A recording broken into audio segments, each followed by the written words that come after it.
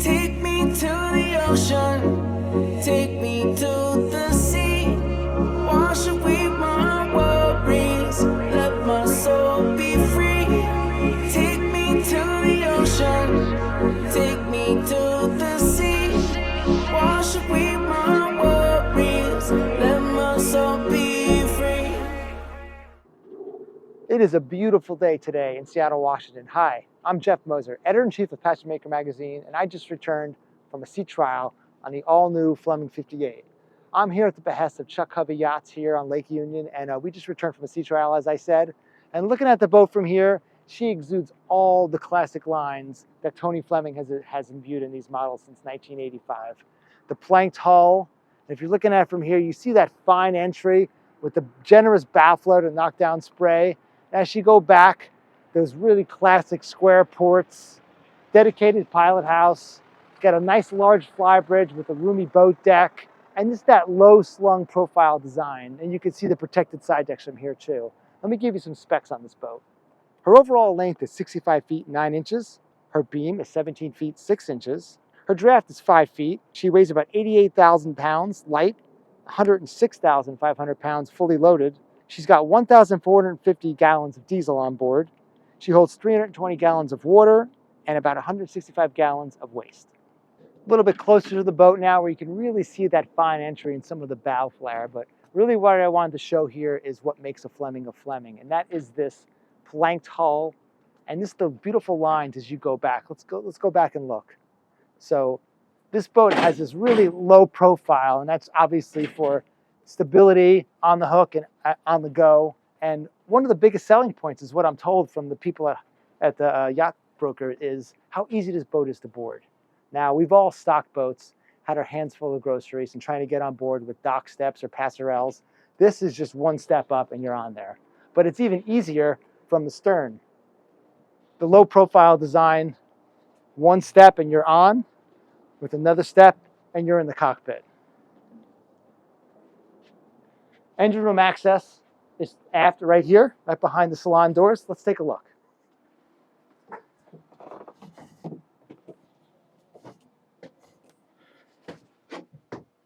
First thing you're going to notice down here is these giant engines. Of course, these are the i6 manned 800s, rated for 800 horsepower apiece.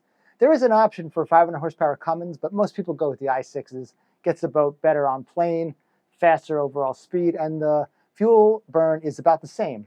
Second thing, genset.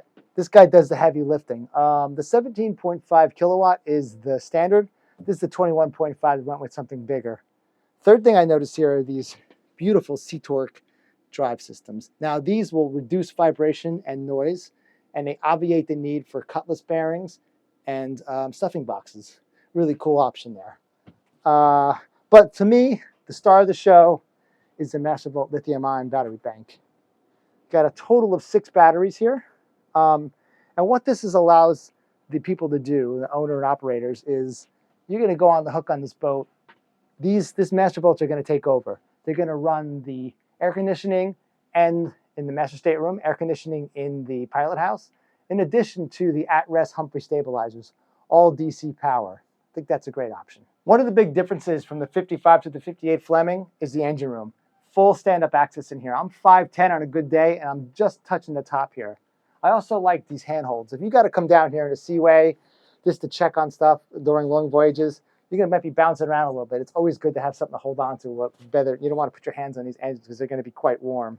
You look between the power plants here. We got our oil change system, easy access, our fuel filters, our rate cores. And as you go further back, we got a hose to clean this place out if you need to. This side is all your Mastervolt equipment. You got your reversal fuel polishing system here, engine controls, your no-brainer fuel management system. You just take the dial and turn to where you want to go.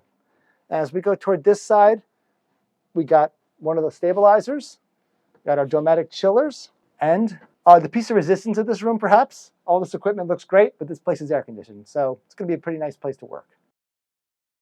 Moving into the lazarette, where you have plenty of stowage for loose furniture, tables, etc. You have your ISO transformers, access to your Glendenning and your power steering. Also stowage for the extra cord for the bow. some anchor snubbers, and your freshwater pumps. Back up from the engine room, let's talk about some of the amenities of this cockpit. Standing right here is your lazarette access. You have warping winch to starboard, which is really helpful in pulling the boat in. Above my head, fully protected by the Flybridge overhang. As we go to starboard, we've got a fridge and a wing station. Another great aspect, do a lot of dining out here with movable furniture, are these wind screens. Fully shut, they really make a big difference. Let me show you some more things forward on this boat that I really like. Moving forward on the starboard side, you've got some handholds, nice high bulwarks, boarding door, plenum for the engine room, and a fuel fill. Here we have the fuel fill. You can fill both sides if you want. 3 steps up from the foredeck, I noticed these really cool custom lights with the Fleming logo embedded inside. Continuing to walk forward, we got another boarding door, which is in perfect alignment with the door to the Pilothouse. Another staple of Fleming yachts is the Portuguese bridge. One of my favorite places to make observations or just watch the sun go down, look at the stars at night while cruising. We have plenty of stowage in here for lines and fenders. And as we move forward, look at the size of those cleats and hawse holes, just making line handling much easier. But for all those lines and all those fenders you're going to need stowage, and this boat has plenty of it. These things will swallow up all the lines and fenders you can possibly throw at it. And when they all shut, it becomes a sun pad with an optional. Power cruisers really like redundancy, and up here you have it with the Maxwell windlasses. The one on the right is hydraulic. It's got 400 feet of all stainless steel chain. The one on the left is electric. It has 300 feet of all stainless steel chain. There's some more stowage to either side, and in the sole is the access to the chain if you need to get in there for anything. As we come up to the foredeck, you can see these are non-skid soles. Now, you can have teak here, but this is going to be in the sun the most of any other area of the boat. So this is probably the most maintenance-free and easy choice you're going to make on this boat. Speaking of maintenance-free, and a first on a Fleming yacht, this teak cap rail is faux teak, and I didn't know it. It fooled me until I touched it. It's almost like a wrap on an automobile, so you do have to wax it, but otherwise, it's pretty much maintenance-free. The port side mirrors the starboard side in that you have a boarding door, another door to the pilot house, fuel fills, and of course, one thing I really want to show you is how high these bulwarks are, grab rails in all the right places, and just fully protected side decks. You're a linesman, close quarters maneuvering, you're on here as a single-hander. This is really feels good. You feel fully protected. And of course, these handrails everywhere. This boat is built by people that use boats. Same as the other side, we got the wing door, but we also have a hanging locker here. Generous space, and the external stairs to the Flybridge. And as we walk around, got salon access on centerline. Let's take a look. Welcome to the salon. I talked to the people at Chuck Hovey, and they told me that book-matched satin teak is the way to go. They have explored other options, but their clients pretty much want this, and this looks super in here. Let's take a look at the port. You're going to have this wet bar with ice maker here, bottle stowage. Of course, there's some glass stowage up here. And another detail that I noticed that I really like are these switches you get with the Z-Zone system. Everything is labeled, it's idiot-proof, and of course you've got that Fleming logo. Starboard, we've got a credenza here with an electrically actuated TV that comes right up and rises from the top. TV's not in there yet, still being outfitted. 2-person settee, wine fridge, and here we are in the galley. Let's take a closer look. The galley on the 58 is truly reflective of this brand's modus operandi, and that's to spend weeks at sea.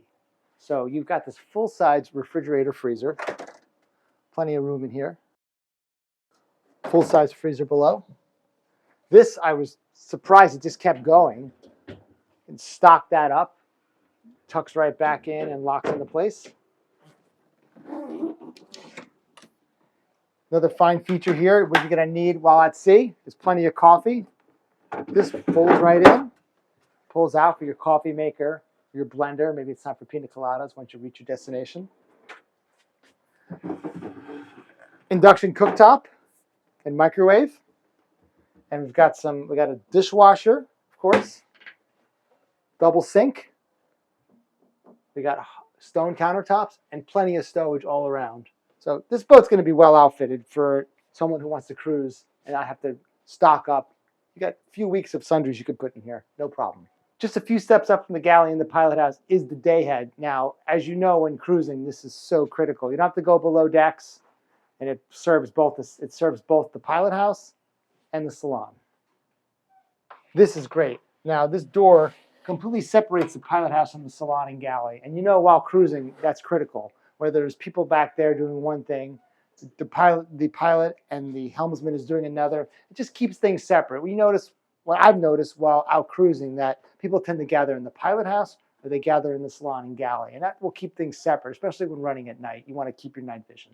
This 58 is outfitted with a single Stid helm chair. Now you can have two single Stid helm chairs if you want. There's a plate there for that. But one thing I really like is this here. So this, looks like an ashtray, but it's not. This is pre-wired for autopilot and the switch screens on the MFDs.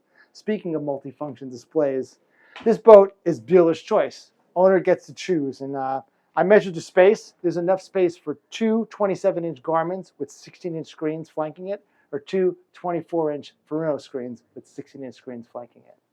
Looking left to right, you've got the big traditional destroyer wheel, your readouts for the MAN engines, your stabilization. This is your backup steering here, your wiper controls. On this panel, you've got the twin disc quick shift transmissions. You've got your proportional bow and stern thrusters. Those are hydraulic. And the joystick control with dynamic positioning. Now, dynamic positioning's been around for a little while, but people know it's such a game changer. When you're handling lines, when you're coming into a harbor you don't know and trying to figure out current and winds, it just makes things so much easier. And these boats are built for owner-operators, and a lot of these are done by cruising couples, and even single-handed. So this dynamic positioning has really been a godsend for boaters. C-Zone's already all set up on the Flip 58, so you have your checklist here, millions of options. You do still have some traditional switching back here, but a lot of the digital switching is here. And you can see this one that says away mode. You hit that, you probably got 30 seconds to get on board, and that kicks in the Sentinel system. Sentinel is the remote monitoring, so it's going to keep track of your bilge, high water alarms. It's going to keep track of your batteries, charging, and it has a geofence. So if the boat moves, you're going to get a text. It's just an app. It's really easy to set up. C-Zone comes pre-programmed with custom layouts of your boat. So looking at the Fleming 58 main deck and the lower deck reflects exactly what you got on this boat. Another feature I like in this Pilothouse are these access panels. 3 in total. Easy access to the wiper motors. Of course, there's a triple windshield, so you got 3 motors. It also gives you quick access to any of the electronic components you're going to put in this eyebrow. Moving aft, we've got this C-shaped settee and chart table. Great spot to keep the captain company if you don't go with the double Stid helm chairs. This also functions as an off-watch berth. So we have an insert that sits right here. This backrest comes off. Really comfortable spot to be off watch for 3 or 4 hours. This boat has a 3 stateroom, 2-head layout, access forward, so we're going to go check it out now. Down that elegantly curved companionway is the first of 3 staterooms on the Fleming 58. This one is fitted with twin berths. You've got stowage over here, and this top one folds out, and you're ready to go. Walk out and step down. You have laundry, washer and dryer. These doors fold in and close, getting your laundry out nice and easy.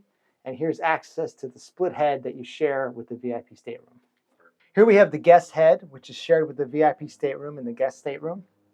We have a heated towel rack, a silestone sink, well over 6 feet of headroom, and the same satin teak finish seen throughout the boat. It's got a Tecma head, and one thing I really like about here is how the hardware felt in the shower. Just really firm in your hands, just really sturdy, and that door just shuts nice and tight. Welcome to the VIP stateroom in the forepeak. To borrow a cliche, this is a master stateroom on any other boat. Plenty of stowage, plenty of room in this walk-around queen berth for a couple of weeks at sea. We have hanging lockers flanking the entryway, a vanity with stowage underneath. Both sides of the bed have plugs, which is great because everyone wants access to their phone. Air conditioning access is there. Controls for the air conditioning is right there. And another thing I really like about it is this cutout. I mean, look at the way this is done. You have your access hatch here, escape hatch, if you will, and you have a blackout screen and a bug screen, which are controlled electronically. One other thing, under this bed is plenty of stowage. It raises it hydraulically.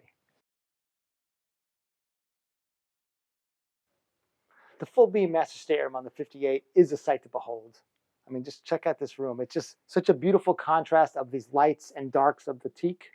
You got a king walk-around berth, a settee for seating if you're just working or on your iPad. There is a C-zone screen down here, which comes really handy if you're on the hook and you want to keep track of that anchor. This side, you're going to have a vanity with mirror and seat. The bed is flanked by stowage, and on one side of it, you have your master bath, of course. Got that beautiful teak throughout, stone countertops, shower with really nice hardware. It just feels really good in your hands. Who doesn't love a walk-in closet? Now, there's plenty of room in here. Now, we know Fleming owner and operators like to be at sea for weeks, so you have all the shoes that you need, all the clothes you can hang on these two racks. And behind me, we didn't know what this was at first. I looked at it and I thought it was for recycling, but this is for laundry. It comes out in the companionway right across from the washer and dryer. Now, one thing I think is important that we haven't mentioned here is the after service that Fleming Yachts provides. Let's go up top and talk about it. Just as important as making the sale is the after sale support that Chuck Hovey Yachts. And after the delivery of every new boat, they'll take new owners in a comprehensive 5-day training sales program. Each segment includes onboard domestic systems, emergency systems, engine room, getting underway safely in emergency situations, anchoring, dinghy launch, engine room check, care, maintenance, and more. Before we take a look at the Flybridge, let's talk about the 58's performance. On a calm Lake Washington, the 58 hit a top speed of 21 knots, showing she's capable of outrunning bad weather or trying to make a bar crossing before poor conditions shut it down. Throttle the 58 back and she returns impressive range numbers. 2,400 nautical miles at 8 knots, 1,500 nautical miles at 10 knots, and 1,000 nautical miles at 11.5 knots, all with a 10% reserve. All Flemings are built with an internal staircase to the Flybridge. Just safety measure, and it just makes such a difference. It just coming up that ladder from the cockpit, I mean, it's a little more bit of a pitch and in the seaway at night, if you're running a cruising couple, just makes such a big difference. I really like that. Looking at the helm, and electronics are a la carte. This boat hasn't been fitted out with electronics yet, but you do see some of the stuff that you're going to have. You got the readouts for your MAN 800s. You got your twin disc quick shift transmissions, your proportional bow and stern thruster, and your joystick control with dynamic positioning. It looks like we got about seating for about 10 people under this factory hardtop. And as you go back, got a good hand grab rail here for, conditions. Camera, of course. To the port is your barbecue, fridge, and wet bar. As we go back, this boat deck is bigger than the 55, so this will have a 1,000-pound capacity steelhead marine davit. It can accommodate a tender up to 13 feet. And as you see, there's no cradles here. Fleming will build a custom cradle for you once they get the specs on that. And the final thing I can show you here is this lip all the way back. This is an option. Most everyone goes for it though, because it completely covers up the, completely shades the cockpit. And the final thing on top of this hardtop is about just under 1 kilowatt of solar power. That's going to recharge those master vaults when you're off the hook and you're underway. It's been a long and fruitful day on the Fleming 58, and I hope you've enjoyed it. Signing off, this is Jeff Moser, Editor-in-Chief of Passagemaker magazine. Hope to see you on the water.